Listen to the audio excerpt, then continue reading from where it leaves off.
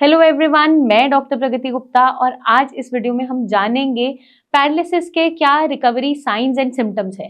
जब भी किसी को लकवा होता है तो जब वो ठीक हो रहा है, उस फेज से निकल रहा है, रिकवरी की तरफ जा रहा है, तो आप कैसे पहचान सकते हो कि आपके अंदर सुधार देखने को मिल रहा है।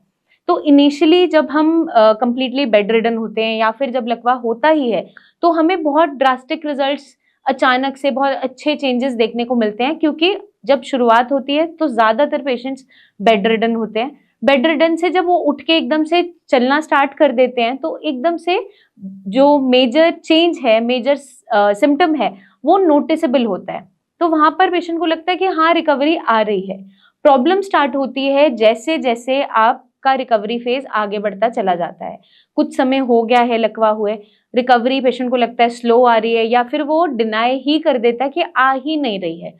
तो आप कैसे समझ सकते हो, जज कर सकते हो कि आपके अंदर जो आप एक्सरसाइजेस कर रहे हो या डाइट फॉलो कर रहे हो या कोई भी ट्रीटमेंट ले रहे हो तो उसके हेल्प से क्या रिकवरी आ रही है।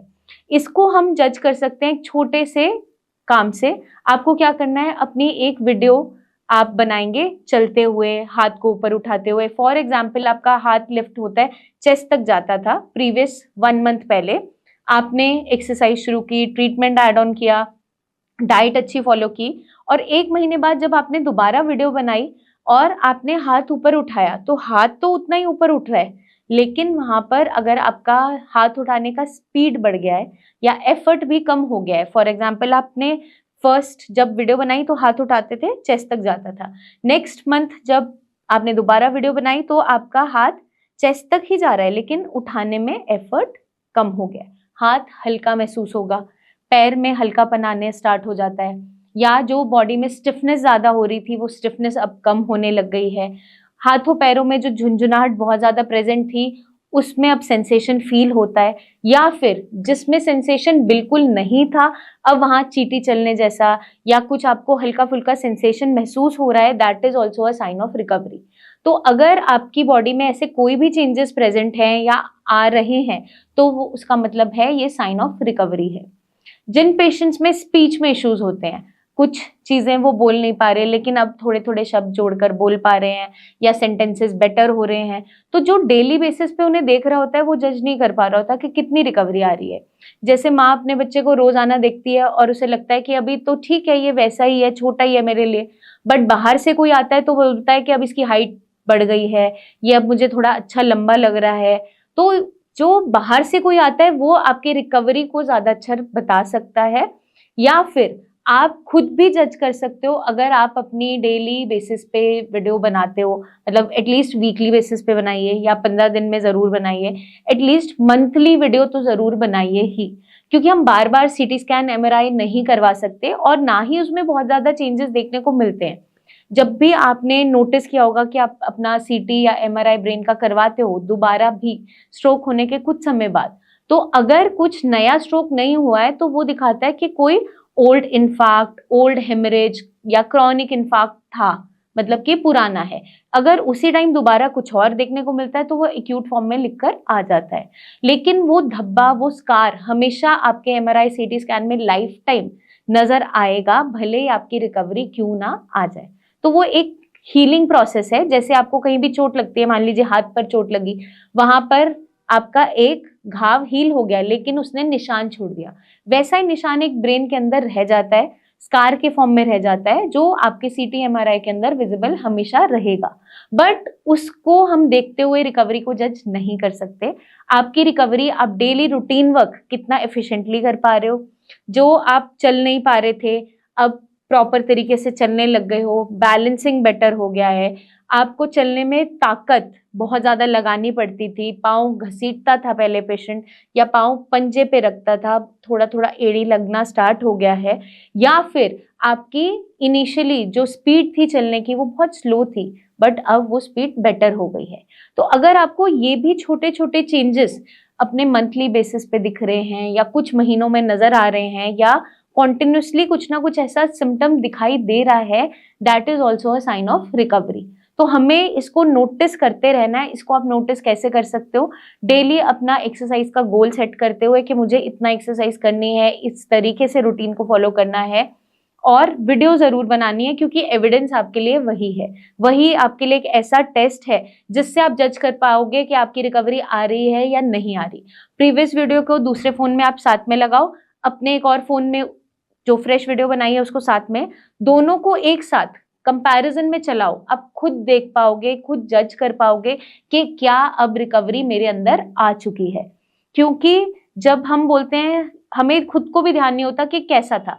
पेशेंट बोलता है मैम मैं लास्ट मंथ आया था, मेरा हाथ अभी भी चेस्ट लेवल तक ही जा रहा है, तो हमने ग्रेडिंग वहां पे मसल ग्रेडिंग डाल रखी होती है उसकी हिस्ट्री टेकिंग में, और एफर्ट भी हमने लिखा होता है कि पहले बहुत स्टिफनेस के साथ उठा रहा था, हेवीनेस था, पेन था। अब जब दोबारा आया उसकी हम दोनों वीडियो साथ चलाकर देखते हैं, तो वहां पे हम क्या नोटिस करते हैं, कुछ पेशेंट्स में अगर लेवल ऑफ रेज भी उतना ही है बट एफर्ट कम हो गया है। मैं हमेशा उनके अटेंडेंट से पूछती हूँ कि अगर 2 लोग मिलकर चलाते थे तो अब जब आप उन्हें चला रहे हो तो आपको कुछ हल्का लगता है इनका वजन? हाँ मैम हल्का तो लग रहा है। इसका मतलब क्या है, पेशेंट अपना बॉडी वेट बेयर करना स्टार्ट कर गया है, आपके ऊपर वजन कम डालता है। तो ये ही चेंजेस आपके अंदर रिकवरी के अंदर देखने को मिलते हैं। अगर हम इन्हें पहचान पाते हैं तो हमें पता चल जाता है कि जो हम एफर्ट लगा रहे हैं वो कितना फ्रूटफुल साबित हो रहा है। साथ के साथ हमें डाइट का ध्यान रखना है, अपने पेट का भी ध्यान रखना है, क्योंकि अगर आपका पेट अच्छे से खुलकर साफ नहीं हो रहा, दिन में 2-3 बार मोशन के लिए जाना पड़ रहा है, अच्छे से मोशन नहीं आ रही, लेटरिन चिक नहीं आ रही है, उस कंडीशन में आप कोई भी इलाज लोगे वो रिजल्ट नहीं दे पाएगा, क्योंकि आपकी बॉडी में वो मेडिसिन एब्जॉर्ब ही नहीं हो पा रही। जब आप खाना ही नहीं पचा पा रहे हो तो दवाई कहाँ से वहां पे पच रही होगी। और ब्रेन तक आपकी मेडिसिन जाने का रास्ता क्या है, ब्लड ही है। जो एब्जॉर्प्शन में न्यूट्रिएंट्स जाएंगे, मेडिकेशन जाएगी, मेटाबॉलिज्म के बाद वो आपके ब्रेन तक जाती है। तो अगर हम चाहते हैं हमारी रिकवरी स्पीड अप हो जाए तो आपके गट का आपको ध्यान रखना है, अपनी डाइट का ध्यान रखना है, एक हेल्दी बैलेंस डाइट लेना है। डाइट की बहुत सी वीडियोस हमने प्रीवियसली भी बनाई है कि किस तरीके की डाइट लेनी है एक पैरालिसिस के पेशेंट को। डेली रूटीन भी हमने वीडियोस में बताई है कि कैसी रूटीन को फॉलो करना है ताकि आप जल्दी से जल्दी रिकवरी ला सके। तो मैं उम्मीद करती हूँ ये वीडियो काफी हद तक आपको समझने में मदद करेगी कि आपकी रिकवरी को आप कैसे जज कर सकते हैं। कुछ पेशेंट्स में जहां वो फिंगर से पेन पकड़कर अपने थोड़ा थोड़ा लिखना स्टार्ट करते हैं, वहां हम पेशेंट को बोलते हैं कि आप एक नोटबुक रख लीजिए, या कर्सिव राइटिंग की बुक्स आती हैं बच्चों की, वो रख लीजिए। डेली बेसिस पे एक एक पेज आपको जरूर लिखना है, प्रैक्टिस करना है। At the end of the month या आप जब मेरे पास आओगे तो आप दिखाओगे तो डे 1 से लेके लास्ट पेज में हम कंपैरिजन करते हैं कि उसमें कितना चेंजेस आ गया है। तो हमें पैटर्न में चेंजेस मिलते हैं कि राइटिंग अब बेटर हो गई है। पेशेंट स्पीच की प्रैक्टिस करता रहता है, तो हम रिकॉर्डिंग उनकी करवाने के लिए उन्हें बोलते हैं, एक वीडियो बनवाने के लिए। वो वीडियो जब बनाते हैं और हम सामने फिर देख रहे हैं पेशेंट को या वो बना कर ला रहा है, तो हमारे लिए ईजी हो जाता है उसका ट्रीटमेंट को आगे कंटिन्यू करना या फिर ट्रीटमेंट में चेंजेस करना, क्योंकि आपके पास कुछ ना कुछ एविडेंस जरूर होना चाहिए जिसके बेसिस पे आप अपनी रिकवरी को जज कर पाओगे। वरना पेशेंट डिनाई भी कर जाता है कि आराम नहीं आ रहा, बट जब आपके पास वहां पर प्रूफ्स होते हैं, आप कोई ना कोई वीडियोस रखते हो, तो आप खुद देख पाते हो। डॉक्टर क्या, आप खुद देख पाओगे कि आपके अंदर कितनी अच्छी रिकवरी देखने को आ रही है। अब हमें डेली रूटीन में जो एक्सरसाइजेस डॉक्टर्स ने बताई है वो आपको प्रैक्टिस करनी है और रेजिमेंट को अच्छे से फॉलो करना है, क्योंकि आप ये सब कुछ अगर करते हो तो डेफिनेटली आपके अंदर जो साइंस ऑफ रिकवरी है वो तेजी से आते चले जाते हैं। एक फेज ऐसा आता है जब रिकवरी स्लो डाउन हो जाती है, उसको बूस्ट अप करने के लिए एक हेल्दी डाइट बहुत अच्छा रोल प्ले करती है, जहाँ पे सप्लीमेंट्स का बहुत अच्छा रोल है। तो बीच बीच में जब आपका पैरालिसिस का ट्रीटमेंट चल रहा है, बीच बीच में अपनी लैब इन्वेस्टिगेशन जरूर करवाएं, ब्लड टेस्ट जरूर करवाएं, एटलीस्ट अपने vitamin D levels, vitamin B12 के लेवल्स, आपका हीमोग्लोबिन कैसा है, आपका लिपिड प्रोफाइल ठीक चल रहा है नहीं चल रहा है, कोलेस्ट्रॉल तो नहीं बढ़ रहा है, शुगर वैल्यूज तो नहीं बढ़ रही है, बीपी की वैल्यूज क्या रह रही है, ये मॉनिटरिंग जरूर करें। क्योंकि अगर हम ये सारी प्रिकॉशंस को ध्यान में रखते हैं तो आपकी रिकवरी बहुत स्मूथली आ सकती है और आती भी है। जल्दी हम आपसे फिर मिलेंगे, बहुत सी इंफॉर्मेशन लेकर आते रहेंगे। आपको क्या करना है, अपनी डेली रूटीन में एक्सरसाइज करते रहना है, अपनी रिकवरी को मॉनिटर करते रहना है, ताकि आप जल्दी से जल्दी इंडिपेंडेंट हो सकें, इस बीमारी से बाहर आ सके। हम आपसे फिर मिलेंगे, तब तक के लिए ध्यान रखिएगा एंड टेक केयर।